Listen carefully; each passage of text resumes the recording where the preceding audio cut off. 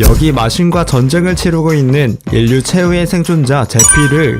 하지만 마족과의 전쟁에서 패배한 지 1년, 인류의 대다수는 학살당했고 세상은 멸망했습니다. 그리고 살아남은 사람들은 정신이 파괴된 채 몬스터를 낳는 숙주가 되어버렸죠. 저항군의 마지막 생존자였던 주인공은 고독한 싸움에서 계속해왔습니다. 그리고 마신에게 패배하며 마지막 시간을 보내고 있던 주인공에게 시간을 늦추며 주인공과 대화할 시간을 늘린 제피르였죠. 그리고는 주인공의 실력에 칭찬을 하는데요. 그러더니 신들의 거처부터 모든 세계를 정복하자며 자기 밑으로 들어오라고 합니다. 하지만 주인공은 이 말이 거짓말이라는 것을 알고 있었습니다. 그렇게 마신의 손을 잡자 갑자기 욕을 하더니 자폭을 해버리며 마신의 손을 반갈죽시켜버렸는데요. 하지만 소중한 사람들의 복수도 못하고 그들의 유언대로 인류를 지키지 못한 채 최후의 순간을 맞이한 주인공은 아쉬움을 표출합니다. 그런데 바로 그때 눈을 다시 떠보니 상처가 전부 나아 있었고 갑옷도 멀쩡했죠. 그리고 신들의 조각상이 있는 이곳은 바로 신들이 머물고 있는 판테온의 최하층이었습니다. 주인공 앞에 나타난 신들의 말을 전하는 대리인 상급전사 메르세데스, 그리고 주인공에게 이미 죽었고 절차대로라면 곧바로 명계에 보내야 하지만 여러 신들의 강력한 요구로 인해 3명의 최고신이 주인공을 과거로 돌려보내기로 결정했다는데요. 하지만 과거로 돌아가도 기억이 보존될 뿐 단련된 육체, 마력, 획득한 스킬 능력치는 복원되지 않는다고 합니다. 그리고 이 모든 상황을 의심하는 제피르였고, 사실 마신의 침략으로 사람들이 무수히 죽어나갈 때 사람들은 신에게 절박한 심정으로 기도했지만 신들은 인간 세계와의 연결을 끊어버렸고 신들의 힘을 빌려 싸우던 사제들의 능력을 회수해가면서 그렇게 인간의 군대는 순식간에 무너지고 말았죠. 그러던 신이 제피르에게 기회를 준다는 것에 의심을 하고 있었죠. 그러더니 그동안 마물의 대군을 상대로 보여줬던 5년의 전투는 말 그대로 볼 가치가 있었다며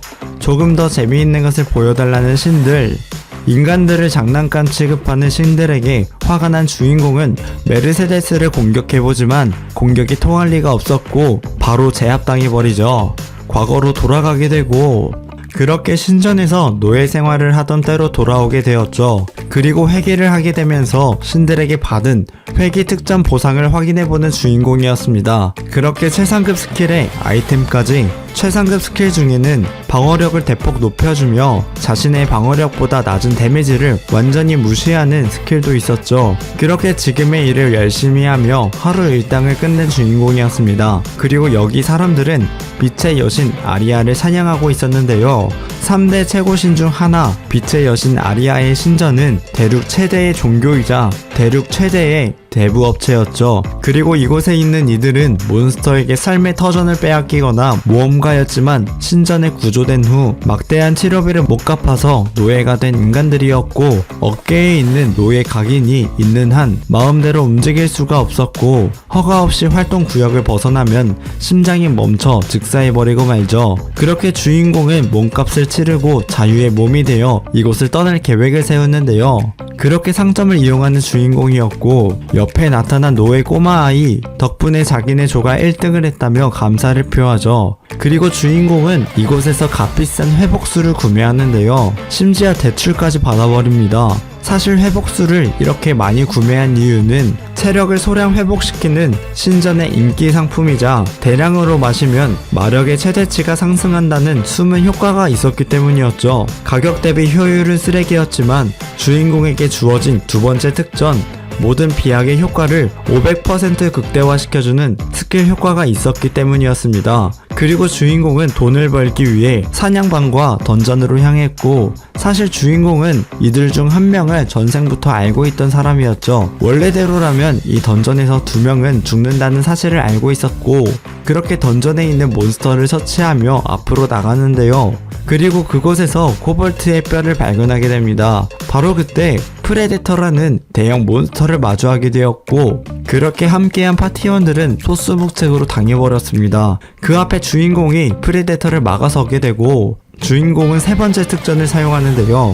바로 실버키, 아공간 아티팩트로 언제 어디서나 물건을 넣고 꺼낼 수 있는 스킬이었죠. 그리고 그곳에서 마음을 진정시키는 용심초와 헝겊을 꺼냅니다.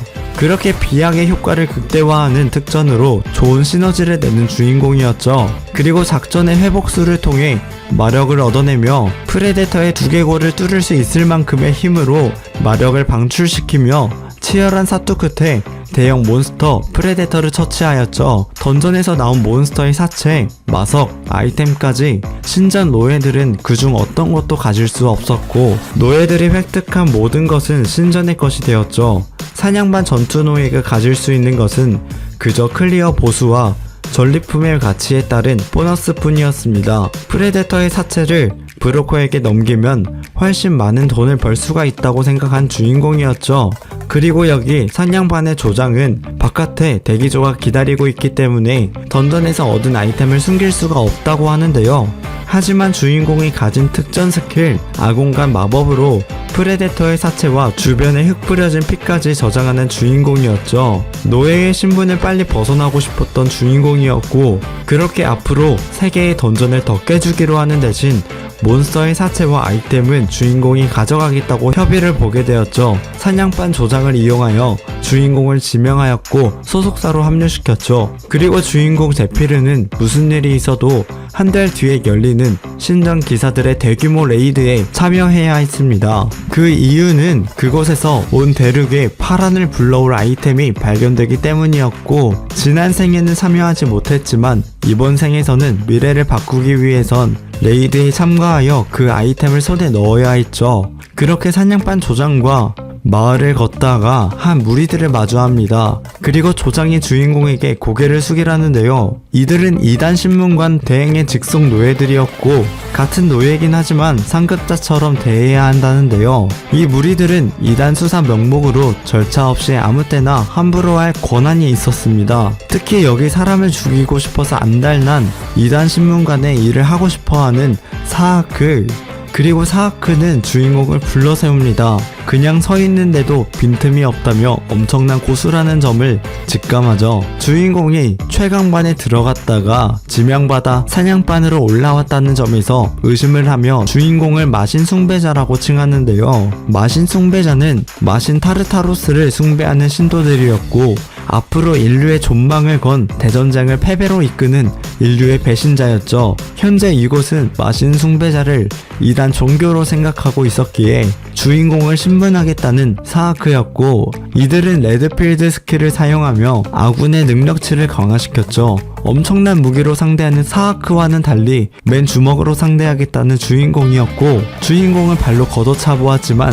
쇳덩이를 걷어찬 느낌을 받은 사하크였으며 그렇게 모든 이들을 참교육시켜주는데요. 그리고 얼마 안가 주인공에게 마력 사용자의 마력이 고갈됐을 때 나타나는 일시적인 통증과 탄력감, 즉 마나 프리징이 발생하게 되죠. 그리고 추심이 시작되었습니다. 사체의 신 우즈라의 건속인 정렬 사일록이 나타났고 사용자의 마력이 0이 된 것을 확인하고 스킬 월 오브 아이언의 추심을 시작한다는데요. 이 스킬은 단순히 방어력과 지구력이 높아지는 스킬이 아니고 스킬 사용 중에 쌓이는 피로와 데미지가 빚으로 쌓이다가 시전자의 마력이 0이 되는 순간 누적된 데미지가 한 번에 되돌아오는 사체성 스킬이었죠. 그리고 무수한 모험가들이 이것을 사용하며 파산, 즉 죽음을 맞이했죠. 파멸하는 인간의 절망을 먹는 신이 내려준 양날의 검이었습니다. 그렇게 누적 데미지를 측정하는 정령 사일록이었고 찰나의 순간에 비상용으로 구비해둔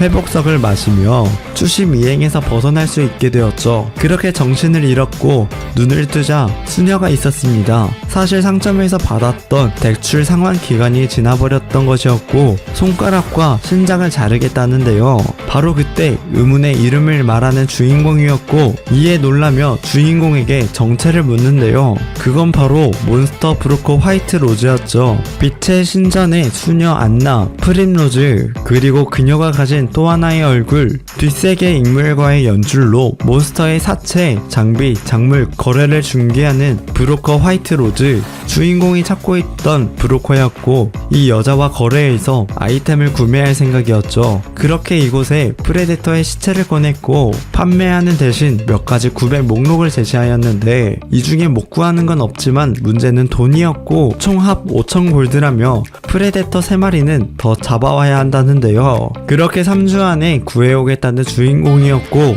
그렇게 이들에게 실적을 만들어주고 몬스터를 빼돌리는데 협조하기로 하며 레이드 전까지 한 배를 타게 되죠. 그렇게 던전에 들어가게 되며 눈앞에 있는 몬스터를 처리하죠. 그리고 몬스터가 있는 곳으로 향했고 이곳엔 여왕의 산란시를 수호하는 호위병 수많은 기사 거미가 있었습니다. 그러자 주인공은 이곳에 평범한 밀가루를 뿌려댔고 자욱한 밀가루에 튄 불똥은 밀가루 입자 사이에 연쇄적인 점화를 일으켰죠. 분진 폭발로 인해 모든 기사 거미를 처리하였고 주인공의 도움으로 보스급 몬스터 여왕 거미를 쓰러뜨리는 데 성공하게 됩니다. 그렇게 주인공은 연구소에 들어가 갖가지의 재료들과 여왕 거미 독을 혼합하여 무언가를 만드는데요. 그리고 금속처럼 단단한 아늑한 나무를 쪼개 의료침을 만들어냅니다. 이 의료침을 재료들을 혼합하여 만들어낸 극독에 담가서 온몸에 침을 넣었는데요. 전세계 독을 잘 이용하면 독이 아닌 약으로 만들어 능력치를 1개 이상으로 끌어올리던 영약을 만들어낸 주인공이었죠. 그렇게 소주천을 사용하며 마력을 순환시켜 독을 제압시켰고 이때 화이트 로즈에게 자기 정수리에 남은 침을 꽂으라고 하는데요. 그렇게 한 단계 업그레이드된 주인공이었죠. 그리고 이 수녀에게 마력 순환을 돕고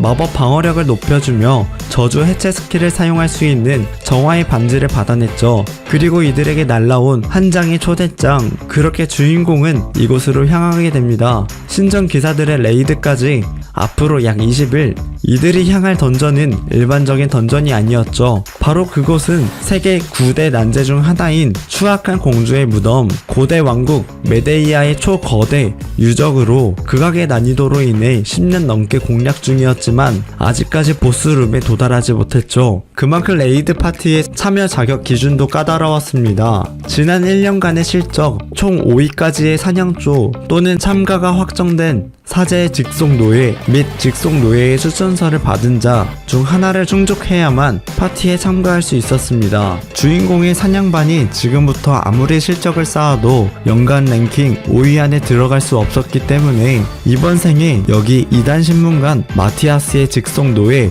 네드를 이용하기로 했습니다. 네드를 속여서 추천서를 받으면 레이드 파티에 바로 들어갈 수 있었기 때문이었죠. 그리고 주인공의 앞을 막아서는 사아크. 하지만 그대로 참교육 당해버립니다. 이전에도 주인공 제피르에게 당한 경험이 있었지만 이번에도 주인공의 앞길을 막아서는 이유는 바로 이것. 정체불명의 어두운 힘으로 주인공을 위협하는데요. 사실 이 힘은 마신숭배자의 생물병기 쇼거스 알과 같은 형태로 동면하다가 최면에 힘이 담긴 악시로를 듣고 깨어나게 되며 지성이 없고 무한한 식욕만을 가진 괴물 쇼거스에겐 물리 공격이 통하지 않고 인간을 잡아먹을 때마다 마력을 흡수해 강해졌죠. 그리고 쇼거스에 접촉하는 것만으로도 시작되는 정신 오염은 공포를 느끼게 되고 헛것이 보이다가 정신 오염도가 100%에 도달하는 순간 광란 상태가 되어버리죠. 광란 상태가 된 인간은 완전히 이성을 잃고 아군을 사륙하게 됩니다. 무차별 학살을 위한 최적의 병기이자 마신 숭배자들이 같은 인간을 손쉽게 도륙하려고 만든 인공 몬스터. 하지만 주인공은 수녀에게 받은 정화의 반지로 인해 저주에서 벗어날 수 있게 되었죠. 그렇게 네드를 삼교육시켜버렸습니다. 그리고 그 앞에 도착한 네드. 주인공의 입장에서는 시험을 통과하고 제피르를 마신 숭배자라고 믿게 만들었어야 했죠. 그래야 미래가 바뀌기 때문이었습니다. 그리고 네드와 결투를 치르게 되었고 그런데 주인공이 사용하는 이 기술은 마신 숭배자의 서열 9위인 동반자 진량의 진 왕류 비기였고 이 기술을 전수받은 건 네드를 포함해 둘뿐이라고 생각했었던 네드는 제피르가 이 기술을 사용하는 것에 의문을 가졌죠. 그리고 네드에겐 네드가 죽을 때를 대비해서 길러진 진량의 세 번째 그림자 제자라고 거짓말을 치는 주인공이었죠. 이에 넘어간 네드는 함께 신전 근처에 이들이 머물고 있는 곳으로 향하게 됩니다. 그리고 그곳에서 마신 숭배자 서열 36위 마티아스 그리머와 2단 신문관 대행 및 사냥반에 데려갈 40명의 파티원을 마주하였죠. 사실 네드는 전생의 주인공 제피르를 인간 최강자로 만들어준 첫 번째 기현이었고 진 왕류를 가르쳐준 스승이었죠. 그렇게 다음날 수악한 공주의 무덤 던전을 공략할 에이드 파티원 명단이 발표되었고 특별 구역에서 합숙하며 레이드를 대비한 훈련이 펼쳐졌죠. 필요한 준비들을 미리 챙겨오라는 공지와 함께 주인공은 이전에 함께했던 파티원들을 인사하러 향했습니다. 3년 후 마신 숭배자들이 소환술에 성공한다면 이들을 포함한 많은 사람들이 죽음을 잃게 될 예정인지라 이것을 막기 위해서 이번 레이드를 통해 드래곤 하트를 꼭 손에 넣었어야 했죠. 그리고 무기를 준비해둔 화이트 로즈에게서 무기를 구매합니다. 스켈레톤을 잡을 때 적성인 둔기형 무기도 좋았지만 10년의 던전 공략을 마무리하려는 빛의 신전 교단의 사활을 걸고 뛰어들 마신 숭배자들 그들 모두를 제치고 드래곤 하트를 얻어야 하는 것이며 파티원 전원이 적인 상황이었기에 황혼의 롱소드를 구매합니다. 그리고 여기 안젤리나를 통해 장비에 마력을 부여해주는 인챈트 효과를 얻어냈죠. 그렇게 다음날 아침 레이드에 참여하는 모든 이들이 모이게 되었고 이들 앞에 등장한 파티장 루시우스 신이 총애하는 인간에게 내리는 표식인 성흔 성은의 소유자를 성자 또는 성녀라고 부르며 성자나 성녀는 살아있는 동안에 높은 수준의 권능을 신에게 나눠받고 죽은 후에는 신을 곁에서 모시는 선사가 됩니다.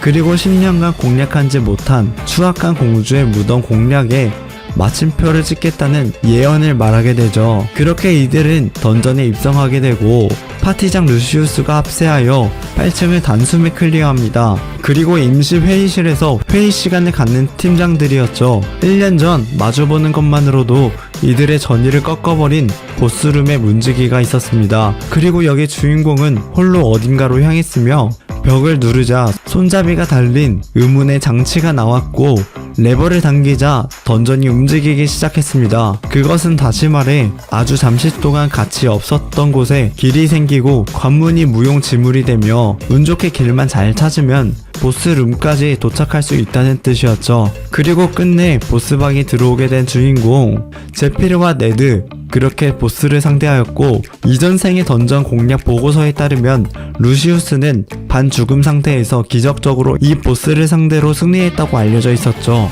그렇게 이들은 보스가 2차 형태로 변형할 때 스킬도 못쓰고 이동도 못하는 점을 활용하여 스스로 강력한 신성력을 뿜어내는 전설급 아이템 신앙의 말뚝을 사용하며 보스를 무력화시키는 데 성공하게 되죠. 그렇게 이 틈에 드래곤 하트를 찾기로 합니다. 하지만 바로 그때 현재와 미래가 바뀌게 되며 보스가 다시 깨어나게 되었고 걷잡을 수 없을 정도의 파괴력으로 이들을 제압합니다. 그렇게 주인공은 이 상황을 극복하기 위해 피로 의문의 문양을 그리더니 상급 전사 메르세데스를 다시 이곳에 부르게 되는데요. 다음 내용이 궁금하시면 네이버 투신 전생기를 참고하시기 바랍니다. 생략된 스토리가 많으니 1화부터 정주행하시는 걸 추천드리겠습니다.